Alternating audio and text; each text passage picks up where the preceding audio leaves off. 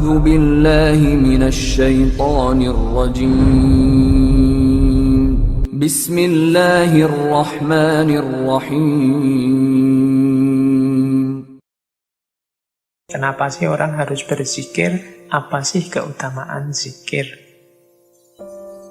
Yang pertama, zikir itu membuat kita terpelihara dari api neraka, itu pasti. Orang yang sibuk zikir, dirinya penuh dengan Allah. Kalau penuh dengan Allah, itu otomatis dirimu terjaga. Sukar membayangkan batinmu atau mulutmu berzikir, sementara anggota tubuhmu yang lain melakukan hal-hal yang dilarang oleh Allah. Ya kan? Kamu mukuli orang misalnya, itu kan agak susah kalau memukuli orang sambil baca ayat kursi, atau sambil ngaji apa, atau sambil wirid apa, itu kan susah. Biasanya kalau pas mukuli orang, ya kamu sedang marah. Kalau kamu sedang marah, ya gelap. Nah, maka orang yang istiqomah berzikir itu otomatis terjaga dari perbuatan-perbuatan buruk. Karena lidahnya, hatinya, pikirannya sibuk dengan Allah saja. Ya kalau orang perbuatan buruknya minimal, ya pasti dia terjaga dari api neraka. Maksiat-maksiat lahir tadi itu mungkin lebih bisa diminimalkan kalau kita sibuk zikir. Nah, itu maksudnya yang pertama. Yang kedua, zikir itu utama karena orang yang oleh Allah disibukkan dengan zikir itu sebenarnya orang yang oleh Allah diberi nikmat yang luar biasa. Kalau kita oleh Allah dianugerahi zikir, itu adalah anugerah yang luar biasa karena banyak orang lain yang oleh Allah justru menjadi orang yang lalai. Jadi banyak orang yang hatinya lalai, tapi oleh Allah kita diberi nikmat hati yang selalu ingat padanya. Nah, itu berarti Allah sayang pada kita, berarti nikmat luar biasa. Maka setiap kali kita berkesempatan berzikir, bersyukurlah. Karena Allah masih mengingatkan kita, masih menganugerahi kita dengan nikmat zikir. Kemudian zikir juga membuat hati kita terang, terbuka, dan bercahaya. Zikir juga membuat pintu langit terbuka untuk kita. Zikir juga membuat hati lembut dan khusyuk. Satu kalimat zikir setara dengan dihapuskannya 10 kejahatan. Nah, ini kalimat-kalimat dari Syekh Abdus Somad Al-Falimbani. Kalau Al-Quran secara to the point menggunakan terminologi bidzikrillahi tatmainnul qulub. Ala bidzikrillahi tatmainnul qulub. Bukankah dengan zikir pada Allah hati menjadi tenang? Kalau hari ini kita mungkin sering galau, sering gelisah, sering sumpek, apalagi banyak sekali masalah ekonomi, masalah corona, masalah macam-macam bertumpuk-tumpuk.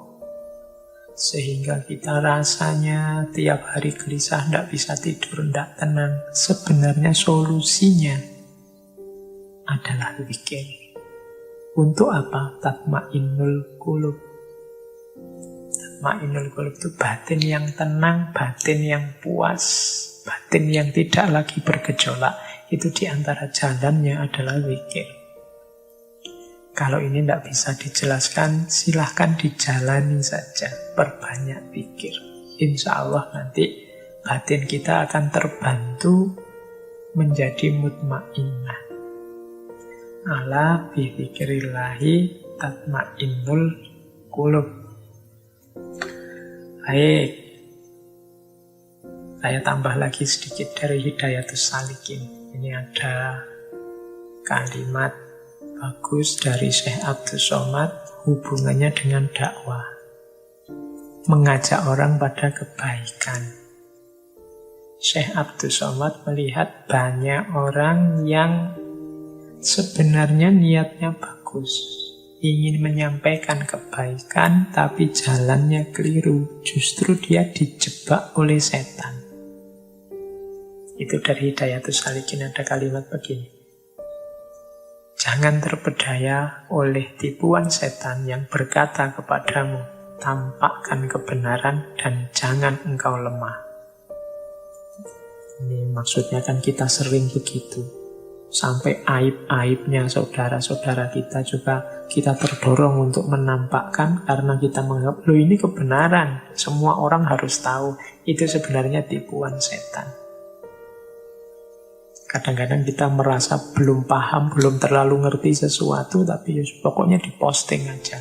Itu kan sebenarnya tipuan setan untuk tampakkan kebenaran tadi. Jangan lemah. Nah, katanya Syekh Abdus Somad, bila engkau akan memberi nasihat pada orang lain, sampaikanlah dengan cara yang baik dan bijaksana, tidak dengan jalan bertengkar dan berbantah. Kita ini kan sering gatel, karena niat menampakkan kebenaran tadi, begitu ada orang ngomong yang berbeda dengan kita gatelnya luar biasa untuk segera bantah. Kemudian segera terjadilah pertengkaran. Padahal kadang-kadang pertengkaran itu seperti saya sebut di depan tadi tidak menghasilkan apa-apa selain rasa senang kita karena musuh kita kalah, atau rasa sedih kita, galau kita karena kita kalah berargumen. Isinya hanya kalah menang, bukan mana yang benar, mana yang tidak benar. Bagi Syekh Abdus Somad, jalan berbantahan dan bertengkar itu bukan jalan yang bijaksana untuk menyampaikan kebenaran. Nasihat itu adalah perkataan yang lemah lembut dan halus, katanya Syekh Abdus Somad. Jika tidak demikian, niscaya timbullah kejahatannya dan kebinasaannya akan lebih banyak ketimbang kebaikannya. Jadi kalau kita menyampaikan kebenaran dengan jalan bertengkar, berbantahan, yang kelihatan adalah kekacauannya, kebinasaannya, kejahatannya. Kemudian Syekh Abdus Somad mengutip dari Imam Ghazali, berkata pula Imam Al-Ghazali, barang siapa berteman dengan orang yang baru belajar ilmu fikih pada masa ini, niscaya tabiatnya akan berubah. Ia akan sibuk membicarakan masalah ilmu, mencela perkataan orang lain, dan susah untuk diam. Gejala yang disebut di depan tadi, dengan mengutip Imam Ghazali, menurut Syekh Abdus Somad biasanya terjadi pada orang yang berteman dengan orang yang baru belajar ilmu fikih. Jadi ilmunya masih sedikit, wong baru belajar, belum tuntas.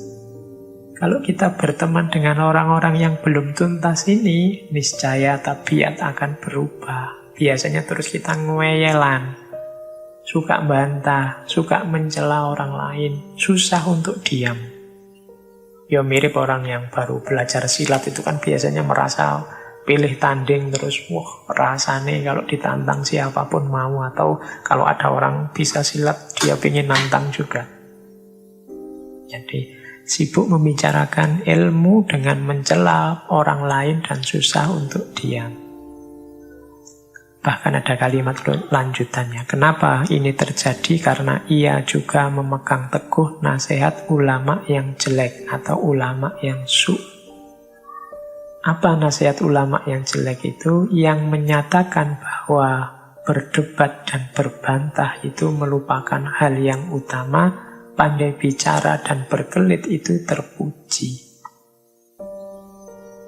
Jadi kalau ada ulama yang menyuruh kita untuk berdebat dan berbantah atau berkelit, tidak mau disalahkan, pinter ngomong, ini nasihat yang keliru.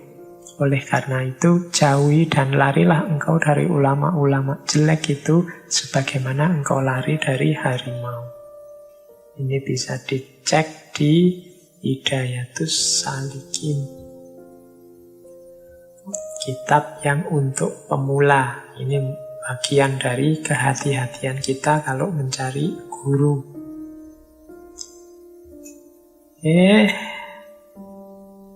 Terakhir, ini waktunya sudah mau selesai.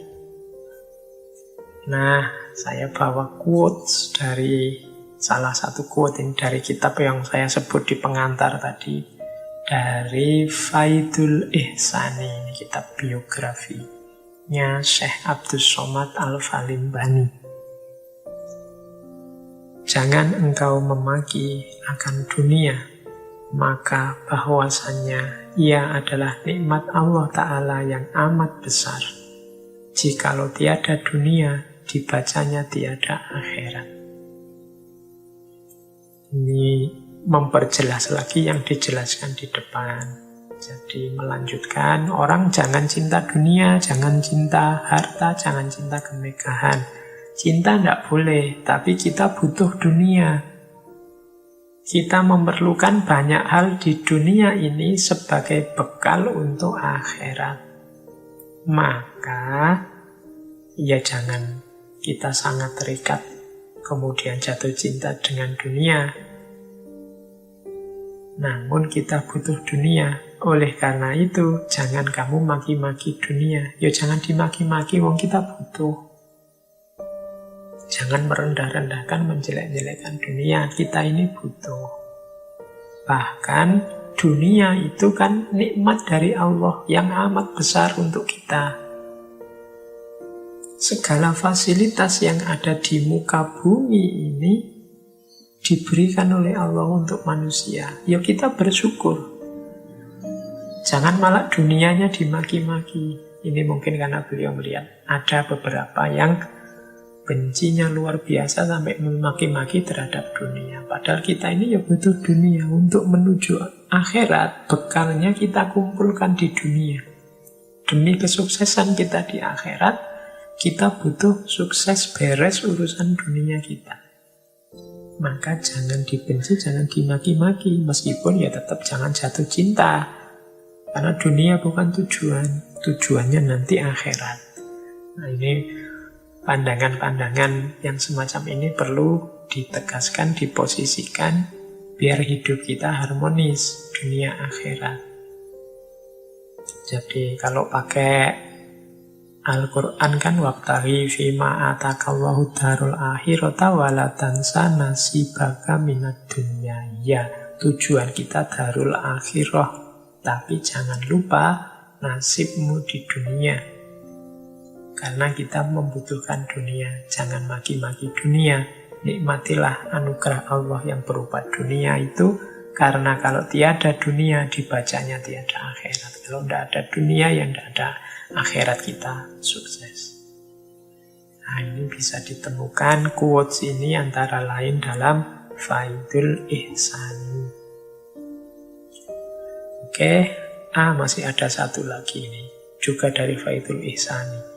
Dan apabila engkau lihat manusia memperbanyak zikir pada Allah Ta'ala, maka ketahui olehmu bahwasanya ia itu wali Allah Ta'ala, tiada syak.